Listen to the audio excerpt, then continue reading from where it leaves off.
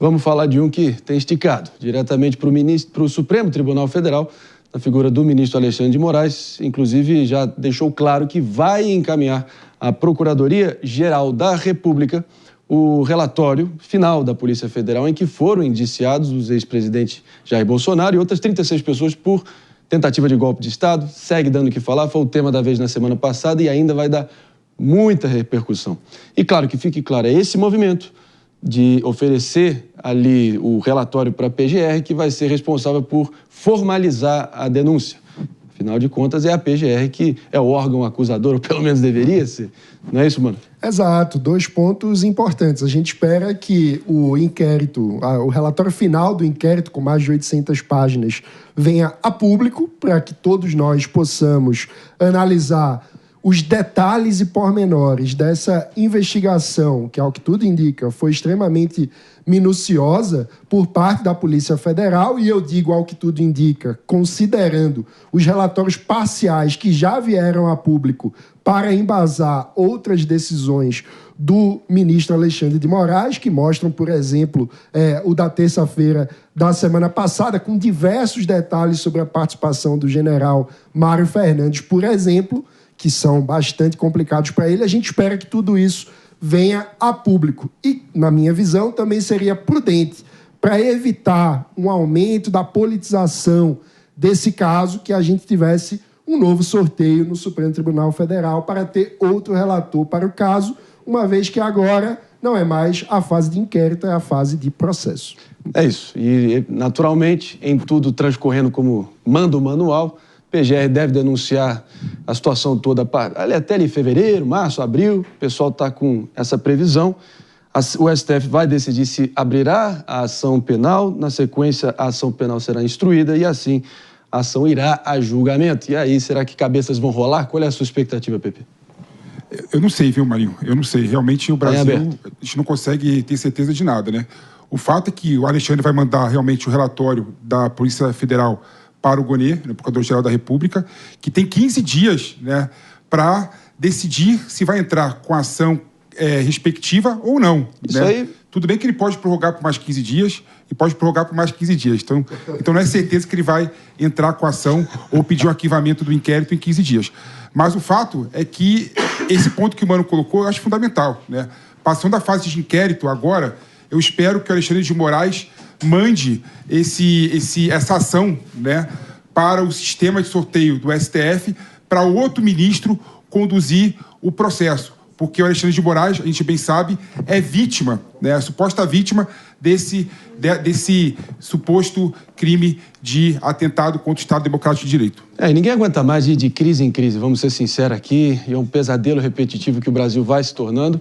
Mas, desde que se respeite o devido processo legal, direito ao contraditório, que é o que deveria também acontecer, a gente torce para que uma resolução chegue o quanto antes. E durante a fala do PP, né, Jess, me lembrou aquela famosa frase do jornalista Ivan Lessa, dizendo que de 15 em 15 anos o Brasil esquece do que aconteceu nos últimos 15 anos. Eu acho que pelo andar da carruagem está na hora de atualizar de 15 em 15 dias. O Brasil esquece do que aconteceu nos últimos 15 dias. Jess. Esse caso agora, eu até tenho uma visão diferente da que o PP coloca dos 15 dias, que ele está correto, mas o ponto é que está próximo ao recesso. E é um relatório muito extenso, né? Já pelo que as fontes dizem, são mais de 800 páginas. E, a partir disso, a análise desse relatório será muito minuciosa por parte da Procuradoria-Geral, do GONE. Então, acho improvável que isso seja realmente apresentado uma denúncia antes do ano de 2025, porque o prazo de recesso é muito longo. Então, é bem provável que tudo indica que isso só tenha mesmo a apresentação de denúncia ou arquivamento em fevereiro de 2025. Isso é errado.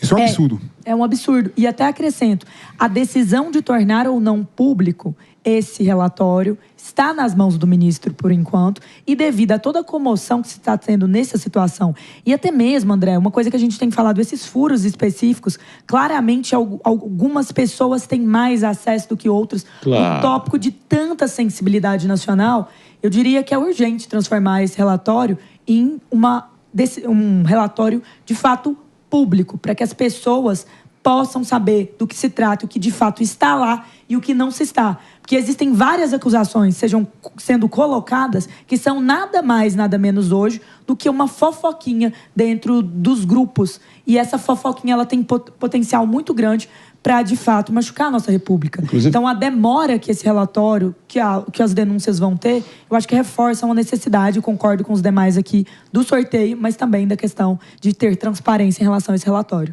Nós estávamos há poucos segundos aí projetando as imagens do próprio general Walter Braga Neto. Foi a própria defesa dele, né, Paulo, que foi a mais enfática ali em repudiar da forma mais veemente o que, pelo que tudo indica, há um esquema de pulseirinha VIP ali para acesso personalité exclusivo de setores da imprensa, que tem um fast track para receber as informations diretamente dos Supreme Court Ministers, meu caro Palumbo. Você está coberto de razão, né? Algum veículo de imprensa recebe informações privilegiadas e joga, e o resto fica lá com o chapéu atolado. Agora, o Mano foi muito sensato no comentário dele. Esse processo, ele não pode ser distribuído para Alexandre de Moraes. Isso tem que ficar bem claro. Isso aí seria ao arrepio da lei. Um juiz de futebol, ele não pode vestir a camisa de um dos times e bater uma falta. Um juiz de direito, ele não pode ser vítima, não pode decidir atos e não pode, muito menos, sentenciar. Espero que esse processo, né, se virar processo, o Procurador-Geral da República não é obrigado a denunciar, que fique bem claro. O titular da ação penal é o Ministério Público e ele decide se vai ou não denunciar. Se ele não quiser denunciar, pronto, acabou. Agora, caso ele faça a denúncia, eu penso, né, que o ministro Alexandre de Moraes fica suspeito, né, e não pode mais agir nesse processo. E até, assim, situações de impedimento. Recentemente, o ministro Zanin, atual ministro do Supremo Tribunal Federal, antigo advogado do presidente Lula, ele se declarou impedido de votar no julgamento do ex-presidente Collor. Então, assim, não é uma coisa inédita um juiz se declarar impedido, seja em relação a um inquérito como esse, ou seja até mesmo pedir ali um novo sorteio, porque ele está com esse processo. E é muito apropriado isso pela questão também das pessoas e do grupo e da nossa lei valorizar a imparcialidade do juiz. Muito dificilmente você vai convencer alguém que você é imparcial quando existe ali uma suposta tentativa do seu assassinato. Agora vou acionando aqui meu querido Mano Ferreira, sempre em cima do lance, para nos contar aqui que história é essa que o Ministério Público, pelo visto junto ali ao Tribunal de Contas, solicitou a suspensão do pagamento do salário dos militares indiciados pela Polícia Federal, né? Inclusive, ex-presidente Bolsonaro, que fique claro, atualmente recebe R$ 12.300. No caso, o Augusto Heleno e o próprio Walter Braga Neto recebem, respectivamente, R$ 36.500 e R$ 35.200.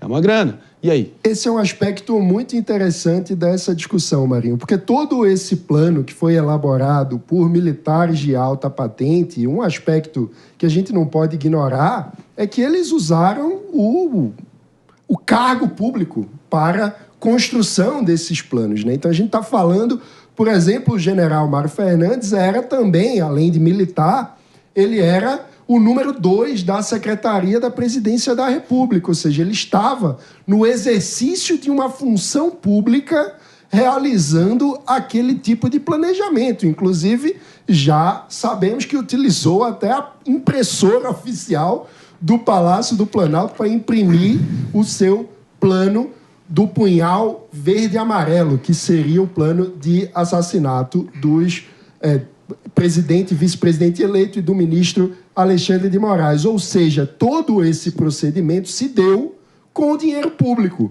E é isso que motiva o Ministério Público de Contas a pedir que, já que estão indiciados por atos ilegais cometidos com dinheiro público, que parem de receber o dinheiro público. Agora, Pepe, tem muita gente dizendo que, por mais que possa ter, enfim, todos os indícios aí tão flagrantes, é o famoso pera lá só um pouquinho do nosso querido Ciro Gomes, que não daria, em tese, para usar a defesa incondicional da democracia, entre aspas, como uma desculpa para violar direitos individuais básicos, que eles também têm direito à defesa, que eles não foram condenados ainda, que isso seria precoce. Você subscreve isso? Subscrevo, claro, claro. A gente tem que parar com esse justiçamento, né, no Brasil, né? Querer atravessar direitos fundamentais por conta de buscar a saída mais fácil, né? O Tribunal de Contas da União deveria se preocupar em fiscalizar o governo e o poder executivo, né, de forma geral. Não é? Não dá para a gente aceitar, né, suspensão do salário do Bolsonaro e dos militares sem o trânsito final da sentença condenatória. O indício, né, as pessoas indiciadas nada mais é do que há indícios no inquérito de que essas pessoas conjecturaram para dar um golpe na democracia. Mas isso não foi definitivo, né? Eles não foram condenados. Então não dá para a gente aceitar que o Tribunal de Contas da União peça a suspensão do salário do Bolsonaro e dos militares sem o encerramento do processo judicial com a condenação deles. Fazer suspensão do salário dessas pessoas antes do processo, no meu modo, é violar a Constituição Federal e violar a legislação. Agora, sendo condenados, vão ressarcir os cofres públicos? Eis a questão. Não, claro que não. Depois ele recebeu... Enquanto ele não for condenado, por que ele vai ter que ressarcir? Ele não foi condenado ainda. Eu falei sendo condenado. Mas tudo bem, mas aí tudo pode até caber uma indenização. Mas não do jeito que você falou. Eis a questão, uma certeza dentre tantas incertezas é que ainda vai dar o que falar e que o Morning Show vai estar em cima do lance para repercutir as próximas etapas e os próximos desdobramentos. Enquanto